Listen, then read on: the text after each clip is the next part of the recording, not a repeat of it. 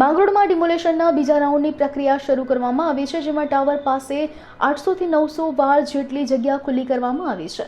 નગરપાલિકા તેમજ પોલીસની ટીમે સાથે રહી ડિમોલેશન કામગીરી ચાલુ કરવામાં આવી છે, જેમાં chief officer Dholakia, police staff તેમજ ચુસ્ત પોલીસ બંદોબસ્ત વચ્ચે કામગીરી હાથ ધરવામાં આવી હતી. અગાઉ આપેલ સૂચના મુજબ કેટલાક દબાણો સ્વેચ્છાએ દૂર કરવામાં આવ્યા હતા, તો અન્ય દબાણો પાલિકા દ્વારા દૂર કરવામાં આવ્યા છે. તેમજ આગામી સમયમાં ગેરકાયદેસર દબાણ કરનાર વિરુદ્ધ ધોરણસરની કાર્યવાહી કરવા અંગે ચીફ ઓફિસરે જણાવ્યું હતું.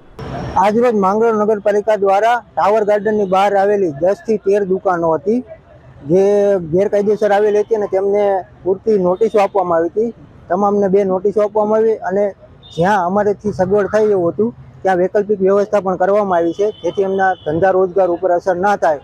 અને આજ માંગરોળ નગરપાલિકા દ્વારા ડિમોલેશનની કાર્યવાહી કરીને લગભગ 700 થી 800 વાર જેટલી જગ્યા ખુલ્લી કરવામાં આવી છે, જેની કિંમત કરોડોમાં થાય. હજી અમારા માંગરોળ નગરપાલિકા વિસ્તારમાં અમુક હજી અમારા ધ્યાનમાં છે, તેના આગળ પૂરતી પ્રોસેસ કરીને કાર્યવાહી કરવામાં આવશે. એના માટે અમે આના ફરતે ફેન્સિંગ કરી અને નગરપાલિકાના કબજામાં લઈ લેવામાં આવશે.